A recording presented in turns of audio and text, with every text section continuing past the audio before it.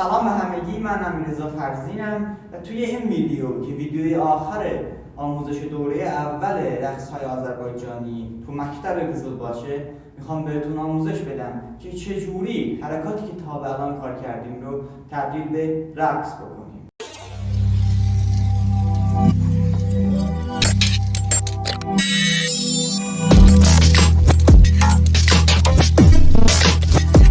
اگه این ویدیو رو از طریق اینستاگرام میبینید باید بدونید که آموزش حرکات فقط از روی پلتفرم یوتیوب صورت میگیره و برای دسترسی به کانال یوتیوبمون به آدرسی که این زیر می‌نویسم مراجعه کنید یا به لینک توی بیو با روشن کردن فیلتر شکرتون وارد بشید. قبل اینکه بگم چجوری این حرکات رو به هم دیگه بچسبونید یک بار براتون کامل میرقصم و بعد میریم سراغ توضیحات این ویدیو.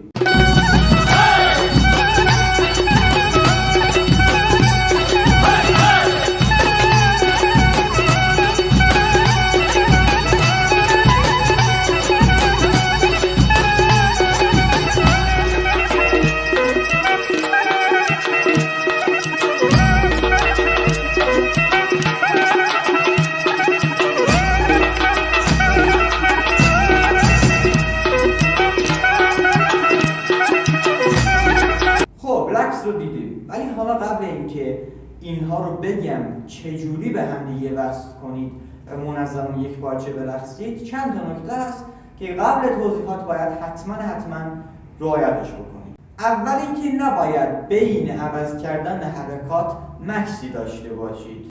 منظورم از مکس چیه؟ مثلا شما دارید این حرکت رو میزنید، بعد چهارمین حرکت یه لحظه وایسید بعد بیفتید مثلا روی اون یکی حرکت. این اشتباهه. نکته دومم این که باید ترتیب حرکات رو رعایت بکنید و تعدادشون رو کمتر یا بیشتر نکنید. چرا؟ چون این کار باعث میشه از ریتمی که وجود داره یا جلو بیفتید یا عقب بیفتید. و این که تعداد حرکاتی که من براتون میزنم 4 تاست. بیشتر یا کمترش خواهشاً نکنید. اگر هم نمیتونید همون بار اول این نکاتی رو که بهتون میگم رو رعایت کنید نگران نباشید، چون همون بار اول ما از خود شما هم انتظار نداریم که بتونید این کار رو بکنید. پس با تمرین و تکرار میتونیم به این درجه از حرفه‌ای بودن برسید. خب چسبوندن این حرکات به همدیگه کار بسیار ساده‌ایه، اما یه قلق کوچیک داره که بهتون میگم. شما تنها کاری که باید برای یک پارچه شدن حرکات و چسبوندن اینها به هم دیگه انجام بدید اینه که وقتی آخرین تعداد از اون حرکت رو میزنیم، یعنی قراره مثلا از این حرکت 4 تا بزنیم، خب وقتی به 4مین یعنی همون آخرین حرکت از این حرکت میرسیم، باید وقتی اون 3 تا پنجه یا همون حرکت یاپشتر ما رو میزنیم، ببینید من الان حرکت اصلی پا انداختن، بعد 3 تا پنجه میزنم. این 3 تا پنجه میگن یاپشترما. چرا بهش میگن یاپشترما؟ یاپشترما یعنی همون چسبوندن. به این خاطر بهش میگن یاپشترما که وقتی شما میخواید مثلا اول حرکت اصلی بزنید بعد 3 تا پنجه رو میزنید، میتونید حالا به جای اینکه دوباره همون پا انداختن رو بزنید حرکت رو عوض کنید. ببینید الان من نمونهش رو براتون میزنم. 1 2 3 4 و حالا حرکت رو عوض میکنم. 1 2 3 و 4 دوباره عوض میکنم. 1 2 1 2 3 1 2 1 2 3 1 2 1 2 3.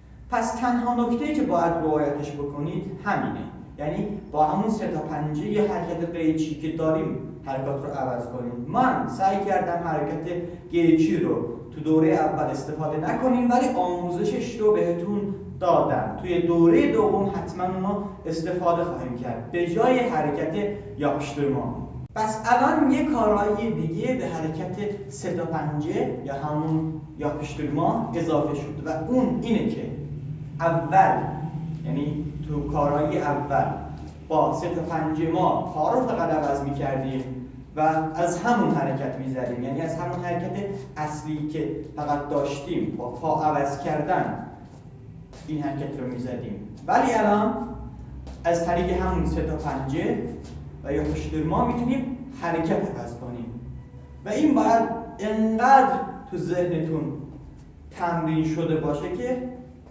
بتونید به راحتی این کار رو انجام بدید. نکاتی رو که قبل آموزش بهتون گفتم رو انجام بدید. خب امیدوارم پایان خوبی بوده باشه برای دوره اول آموزش رقص‌های آذربایجانی از مکتب قزلباش.